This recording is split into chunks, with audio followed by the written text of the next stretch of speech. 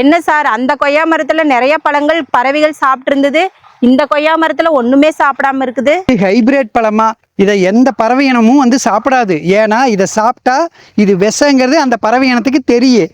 ஆனால் இது விஷங்கிறது நமக்கு எல்லாத்துக்கும் தெரியும். ஆனால் நாம் நாட்டு விதைகளை ஓரம் கட்டிட்டு ஹைபிரிட்டை உற்பத்தி பண்ணுறோம். ஏன்னா சீக்கிரம் வெள்ளாமல் வந்துட்டு சீக்கிரம் வருமானம் வரும் அப்படின்னு சொல்லி விஷத்தை பரப்பிக்கிட்டு இருக்கிறோம். நாட்டு ரகங்கள் உற்பத்தி பண்ணி பழமாகறதுக்கு ரொம்ப லேட்டாகு.